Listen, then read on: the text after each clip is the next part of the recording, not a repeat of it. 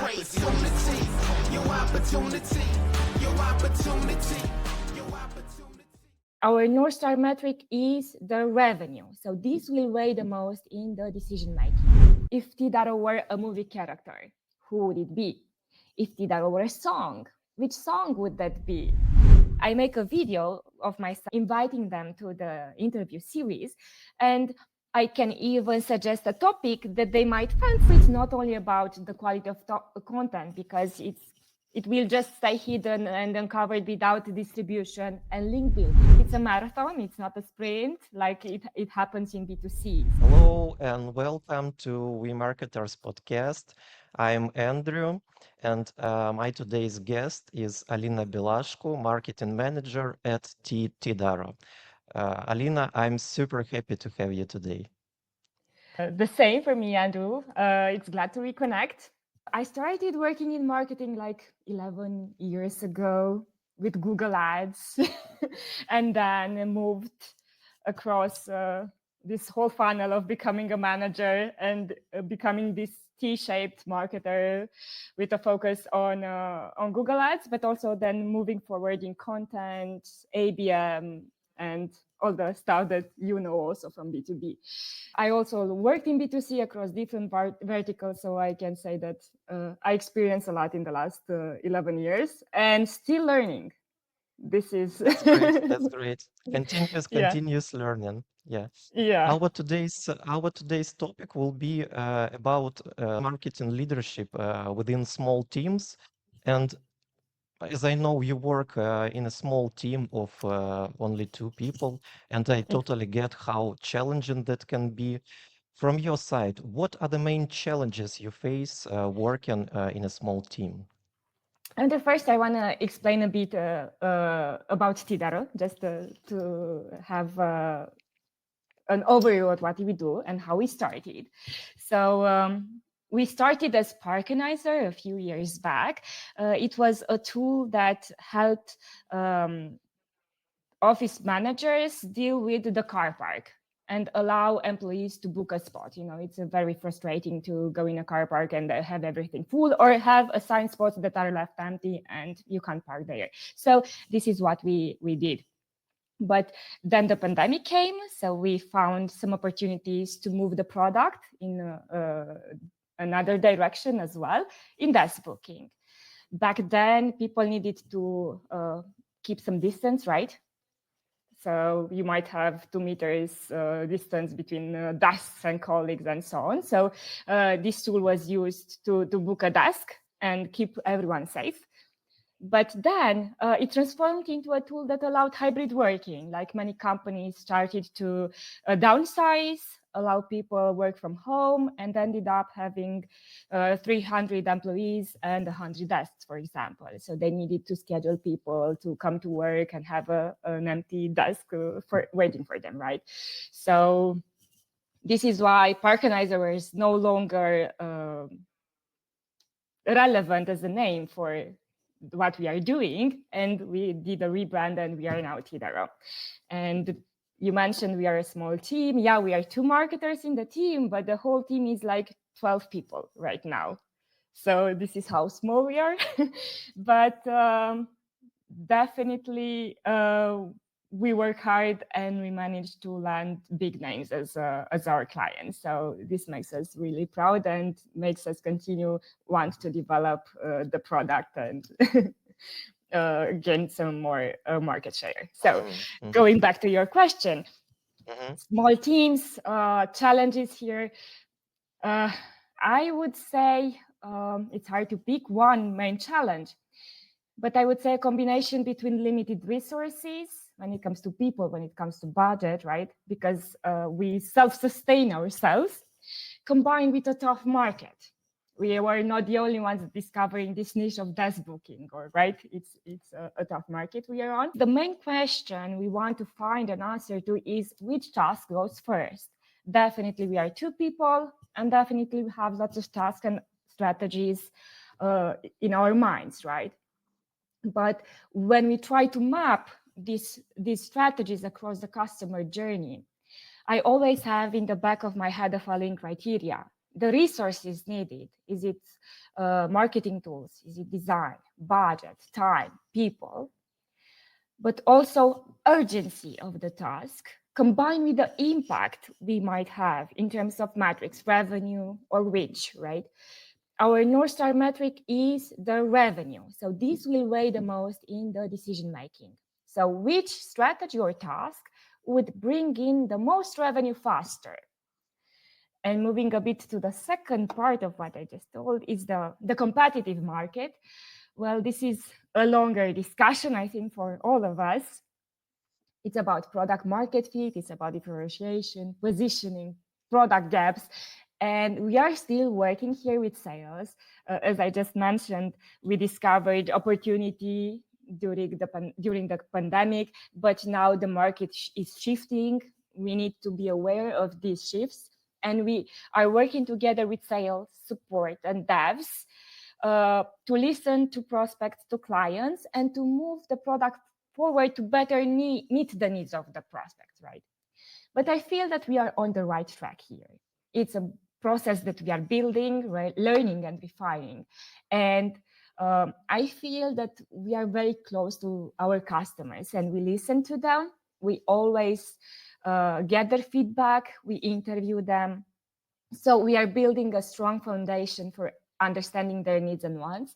And this collaborative effort across our teams and continuous feedback loop is helping us stay aligned on the direction of the product. So we are a small team, but I feel that we collaborate so well, and this will be to the benefit of our prospects and customers. When it comes to balancing immediate needs with future goals, it's always tough, right? We always have urgent tasks like publish blog post, I don't know, publish social media post, and so on and so on. And these tasks need to be done for today, for right now. And there are tasks that have more long-lasting impact. How do you balance between immediate needs and long-term tasks? Yeah, I must admit, I even tend to procrastinate. I think it happens to all of us. I think we can't avoid it. And I can also go down the rabbit hole doing too much research, right? Avoiding some task I don't like. But I always try to take a step back. Okay, you're not going into the right direction. Okay, let's see what you actually need to do, right? And when speaking of planning, I always try to leave some room for the unexpected because I'm well aware of this planning fallacy bias that Daniel Kahneman coined. Our brains are wired to think positively and to underestimate deadlines. It happens to the best of us. But it's important to be conscious of this. And there's a scientific reason why this is happening, because our brains are big energy consumptions, right? And the brain uses around 20% of the whole energy needs, right? If only it only weighs 2% of the whole weight of the body, and it needs so much energy. So it says, okay, I need to save this energy. So in order to save, it groups information into patterns, into clusters. So this is why biases come up. But if we're aware of these biases, we can find solutions. And when it comes to planning, I call it the Holy Trinity. So prioritization is essential, segmentation of tasks, and leaving buffer time. And I think previously I talked a bit about prioritization and how we look at resources, how we look at urgency as well, our North Star metric being the revenue.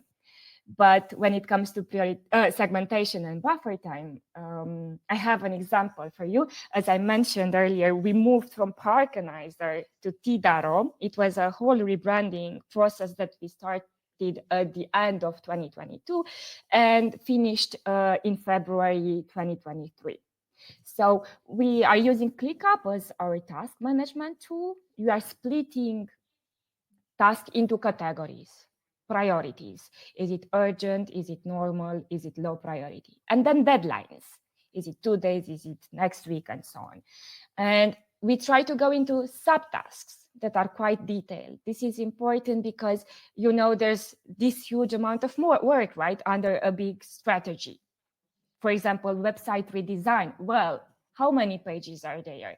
What, even legal stuff, policies, blog, all of them. And inside the blog, another subtask, right? So this helped us not to underestimate the length, some tasks, the length of time some tasks require. But then it was important for all of us to always be on the same track and sync, not only inside marketing and sales, but sync with support, sync with development. So it often happened that maybe, because it was also business as usual, right? We still had marketing campaigns running, sales is happening, some tasks that require some development outside rebranding, right? We said, okay, we have this urgent thing. Maybe it's not related to the rebrand, but maybe it is. But is there something that could be done differently? Is there something that could be changed a bit or reframed? Or is there something that we can postpone until after the relaunch? Maybe we don't need all these pages we used to have on the website and when we go live on February 1st. Let's keep some pages to check and publish afterwards, right? Because it's not crucial business-wise. So it was important to segment, prioritize, and also sync and have everyone on track so we avoid miscommunication going back and forth with teams. And we did it. We had this planned live, being live with the rebrand on February 1st, and we were there. But as I mentioned in the beginning, that we tend to procrastinate. I might tend to procrastinate. And I might even end up going down the rabbit hole and maybe spend too much time on an email. I want to be perfect, right? Or some ad design. When I try to do some LinkedIn ads, I always look for inspiration. I'm putting stuff on a board, copy, variations. But then, okay, stop, take a step back. How is this going to affect the revenue if you are spending 3 hours just on a tiny design? Is it important or not? Is it a nice to have or a must have? Or what if we change the design of this one pager? Is it a nice to have or it's just vanity? I'm too used with this old design and I need a new one, right? So it's important to differentiate nice to haves versus must haves. But also, it's important to map the task across the strategies. Is it for traffic acquisition? Is it for conversion rate optimization? Is it for customer retention? Could this strategy also uncover some low-hanging fruits? For example, we have a person in the team. She's only available 1 day a week, and she helps with web design and UX. And definitely the list of tasks for her are growing on a daily basis. We have a lot of ideas, but circling back to prioritization, this is how we solve it, right? We have a very limited resource, one person that's needed not only by the marketing team, but also the development team. So there's this list of tasks, and some tasks are part of strategies that might focus on growing website traffic, or maybe improving the website visitor journey, or improving the conversion rate from website visitor to lead, or even improving the product activation and adoption metrics or user experience in the app. There's so much, right? But then going back to the ideas of low-hanging fruits and revenue, we said, okay, let's take a look at our landing pages because almost 30% of our conversions happen there. Let's start there because we also pay some money to bring paid traffic over there, right? So we might lose that budget or those money if we don't optimize. And let's focus and start from here, because the results can be immediate and measurable. It's leads, it's customers, and revenue. So it's always about prioritization and connecting with the North Star metric that we have, which is revenue. Oh my God, I talked so much. Stop me. That's great. That's great. So structured approach. I absolutely love these three pillars of how you balance immediate needs with long-term goals. And and I'm thinking, it's always about creativity. When you work in a small team, you have to be creative to use these limited resources to extract the most value out of them. Can you share an example of creative solution you used to solve a marketing problem? Sure. So I can think of this rebranding period I was mentioning. We didn't hire any external agency to help us, right? Because of this limited resource called budget. So we did it ourselves. And we wanted to involve the whole team so that we all feel aligned, that we all feel included, and that we all feel represented inside a new brand, right? So besides this whole workshops talking about the buyer personas and our audience, talking about values, mission, choosing the name, and so on, where most of us were included, we started this creative workshop together with the whole team in Miro, where we created this board and started discussing about brand archetypes. I introduced the whole team to a series of brand archetypes, the traits and characters, and said, okay, which do you think Tidaro is? And we kind of made some combinations of this and that, and then ended up with a conclusion of combining two archetypes or something like that. And then we asked some creative questions, like, if Tidaro were a movie character, who would it be? If Tidaro were a song, which song would that be? Or how would Tidaro sound? What's the voice? And which are the colors of Tidaro's clothes?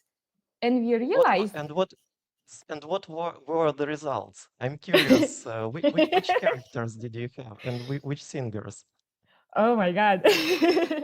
I don't really exactly remember the singers, but the characters, we went a bit into like tiny heroes combined with normal people. Like, we are trying to do a tiny change inside the world and improve it for the better, right? Because we were always saying we are helping teams introduce hybrid work, and hybrid work leads to well-being, right?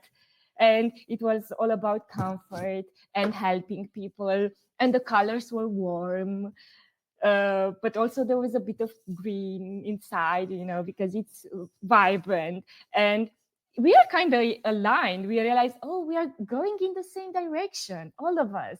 And we placed their videos, and we placed visuals of characters and movie stars and even cartoons. And it was amazing.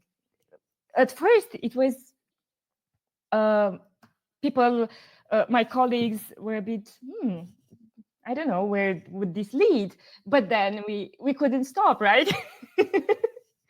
It was a That's exciting. very That's nice... exciting. Yeah, the process was great. And we planted the seeds so that the whole design team could do its work magic, right? They had this input from us, and they said it was very natural and easy for them to come up with the logo. And it had to be with rounded shapes, right? Because it's this comfort that we wanted to talk about.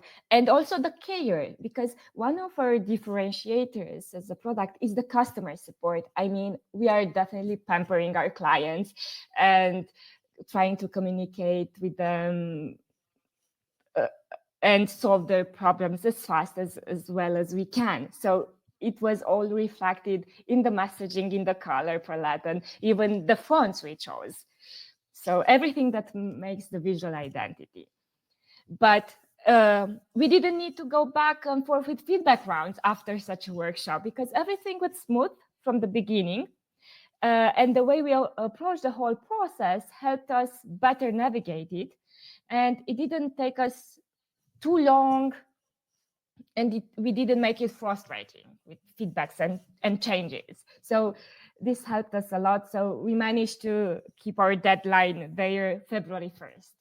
And at the end of everything, we all felt we are part of something big and important, and that we are truly the Tidarians. And we even have a Teams channel, the Tidarians, where we share a lot of this stuff.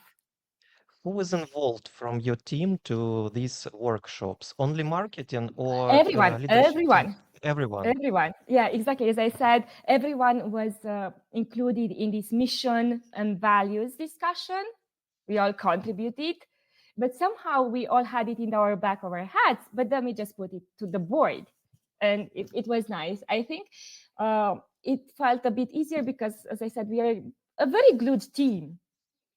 And we kind of share the same values, and it felt easy. It didn't feel frustrating. So I think That's this great. is one of the strengths, the glued team and the support we are giving to our customers. Let's talk a little bit about your content marketing activities. Actually, we met through your content marketing approach. You reached out to me asking to invite one of our recruiters to your interview for Tidaro. And from my experience, interviews one of the best ways to connect, to engage with the audience, and to provide them with valuable content. How do you use content marketing in your strategy, and what types of content work for you the best?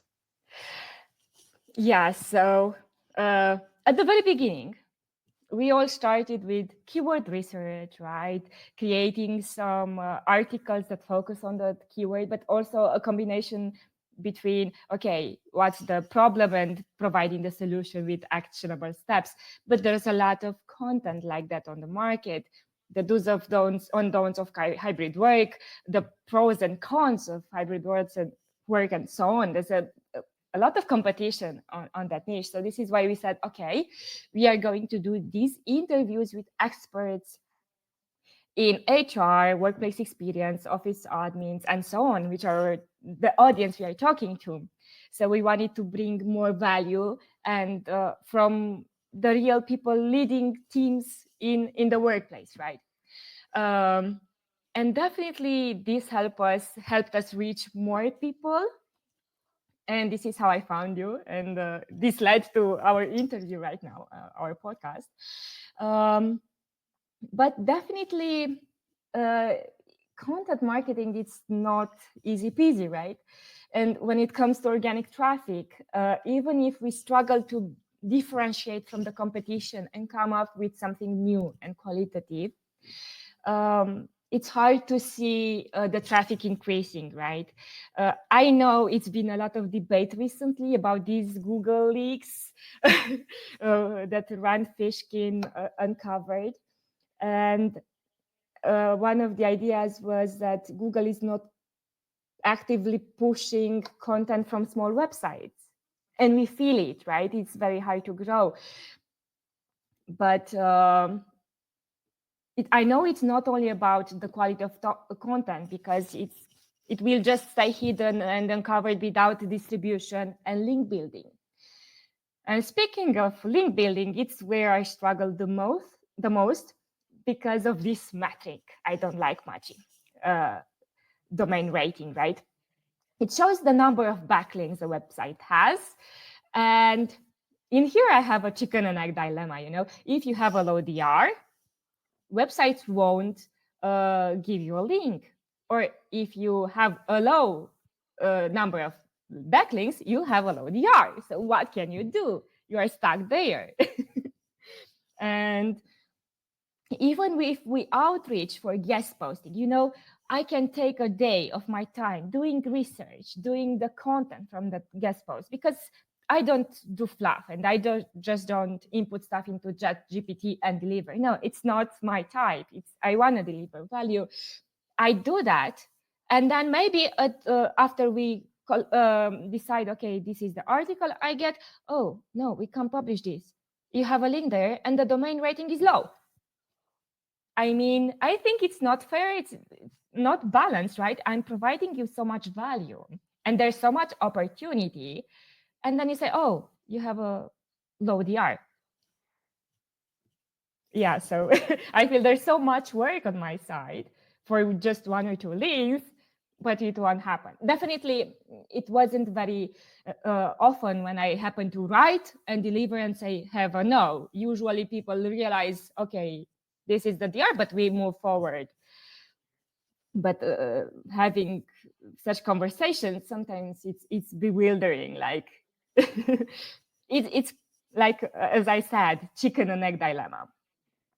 Yeah. Yeah, We so we we, we need to be persistent in our activities and work over time, and it will bring results in the long term, definitely. yeah. So this And is why interviews, I felt that they could be a linkable asset as well. And now we are moving a bit into another strategy. Like I said, the do's and don'ts of hybrid work can be boring for someone, right? They've seen it again and again. Probably the first 6 results in Google are the do's and don'ts of hybrid work. And we yeah, said, okay, let's reframe a bit this idea and move into storytelling. Let's talk about how Canva deals with hybrid work, because the hybrid working policies are out there and public.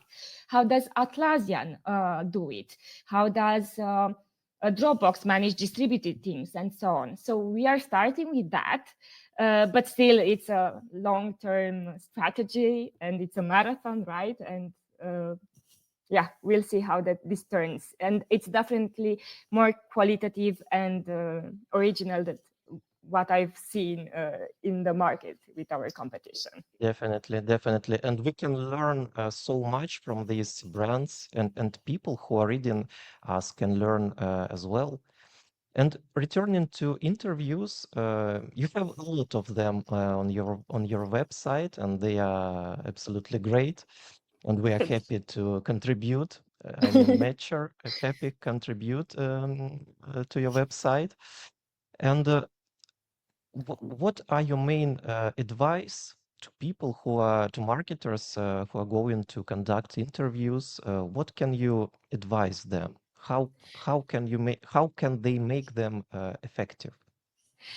Um, so I'm going to be honest here. Around 1 in 6 persons are answering positively to my outreach. And I feel this like 15% conversion rate is a good one, considering that we are kind of small team, right?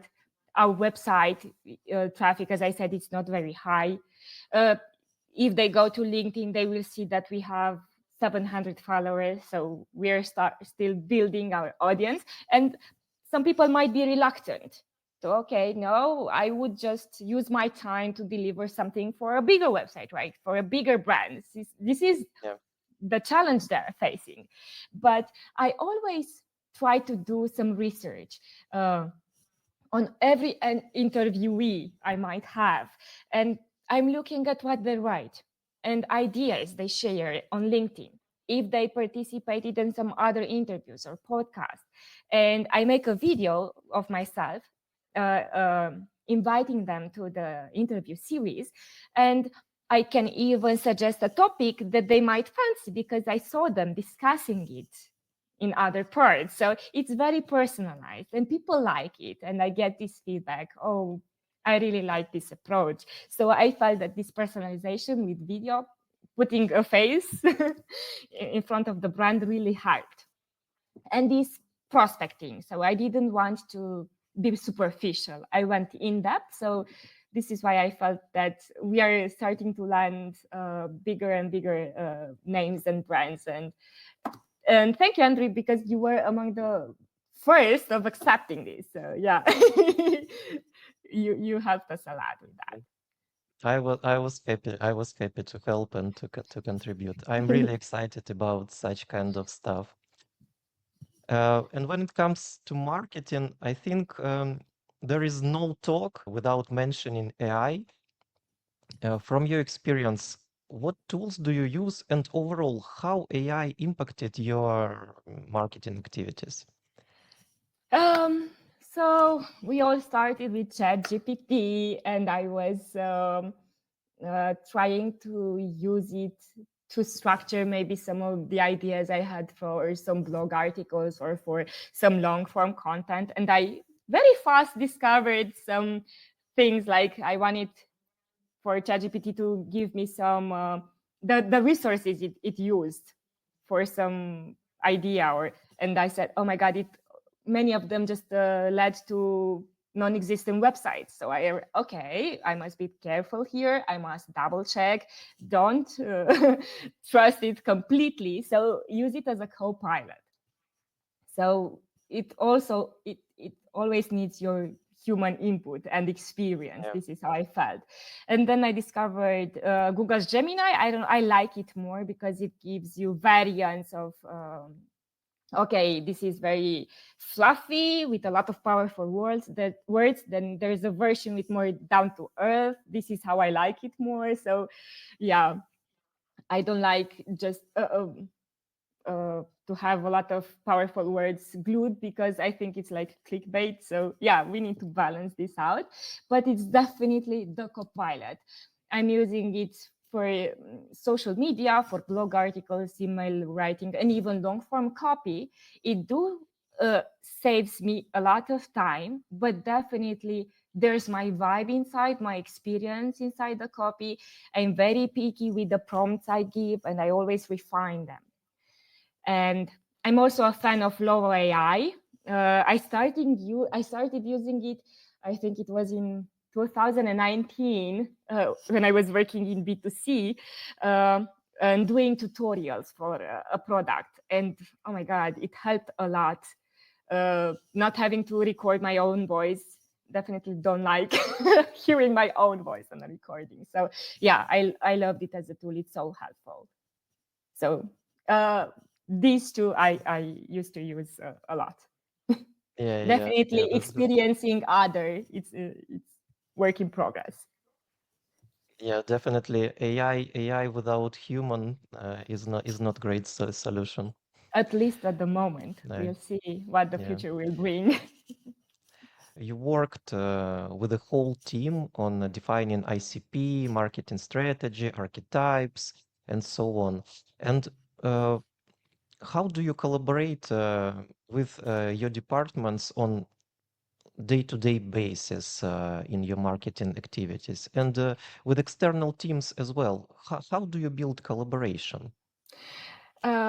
When it comes to internal teams, we are having weekly syncs with the dev, for example, because as marketers, we always need to know what they are working, what they are planning to release, when, because we need to plan our strategy for communicating this to clients, blog, newsletter, and other stuff. So we are on a weekly basis in sync. We know that what stuff gets postponed, what gets reprioritized, what's urgent. Definitely some stuff can crash. It's servers, it's tagged, right? And then stuff can get postponed. There are some stuff that's out of our control. So we are always in sync. When it comes to marketing and sales, there is the monthly marketing and sales sync, where we look at the planning we had. Are we on track or not? But is there something that we need to do now, right? Because maybe they have some feedback from support, from clients or prospects. Okay, let's see how we can use it feedback. Is this something that we could incorporate? Or maybe there is some new trend we are noticing on the market. How can we react to that? So we are not always waiting for this monthly thing. We can have like ad hoc fast meetings. Okay, let's share this together. And also We have this Teams channel where we share feedback we get from leads from clients, both from sales, from support, and marketing, because we have our own channels of communication, and it happens real time. Everyone puts there the feedback, and then we say, okay, what do we do with this feedback? It's important to know that not all feedback gets implemented, right? Because it's also a matter of sample size. If one person tells you, okay, is it enough? Is it significant? But when 5 or 10 are telling you, okay, so it's always a matter of sample size, significance, and volumes, and also amount of work, because you might hear something for several clients, but this will take, maybe they will need a new feature, but this might take 6-7 months to develop. Okay, are we doing it now? Or we are going for the low-hanging fruits that we can deliver a tiny feature or a fix in 2-3 weeks or a month, right? So this feedback loop, I think it's working out well for us, and people feel listened, right? And we say, okay, we are considering this, we are looking at this, if we can do it, and always bouncing back to leads and clients, and communicate, okay, how are we going to proceed with the feedback we are being given. So yeah, That's great. I'm a big fan of photography. Personally, I took macro photos and nature photos. This is my hobby. I take camera and like to go to the forest, shot flowers, and so on and so on. And I know that you're into photography as well. And I'm curious, how photography helps you in marketing. Is there any connection? yes, I feel it is. I'm mostly into events and people. It can be social events, charitable events, like we have this international marathon I participate. I think it's for the 10th time I participated this year. And it really helped me get out of my comfort zone, because I'm an introvert. So at a conference, you might see me in a corner, listening, analyzing everything, but not getting out there and introducing myself to people. It's not what I do usually. But with a camera in hand, I don't know, it Yeah, gives me such I a I can power. relate. I can relate. So that power managed to translate itself into the other areas of my life. So yeah, it's interesting how it transformed me. I think that also photography helped me with a bit an eye for design and aesthetics, right? You look at so much beauty around you and you notice it. And yeah, I feel this makes me collaborate better with design teams. And both in the structuring, because when I have events with 200 people or even 500, sometimes I'm even turning into an event planner and try to find a solution fast or adapt or reorganize stuff. So it also brings adaptability and structuring together with some aesthetics, and these combined help me better collaborate with design teams and to express my needs and my wants. And okay, And so it's and yeah, yeah, and it's a just great way to spend some time with. exactly, to disconnect a bit. Yeah, Yeah, it's amazing. And yeah. also it helped me get out of the comfort zone and be here as your guest. I think the first feeling when you invited me, I said, oh no, this is scary, no, it's not going to happen. But then I think a day after it, I went in front of 200 people, took the mic, trying to organize them for some photo shoot, and said, okay, I can do this, I will say yes to Andrew. So it helps, and it helps Thank with you. communication and psychology. Oh, stop me. Thank you, Alina, for such a great and energetic conversation. But in the end, I have a couple of blitz questions for you. And let's do it. The first one. What is your favorite marketing tool? Miro. Like when I came into this company, there was already a marketer here, and he was in love with Miro, and I got introduced to it and fell in love as well. It helped us with the rebrand, as I mentioned, with the board and everything. And I was the one doing stuff in Google Docs, a lot of scribbling in Excel, and now we put everything there, and even subtasks of some stuff. Like it's all there, and it helps us get more creative. Yeah, I like Mira as well. It's great. Which marketing channel do you find the most effective for your campaigns? I would say Google Ads. I think I mentioned it's about 30% of our leads are coming from Google Ads. It might be surprising for a lot of people, but so far this is it.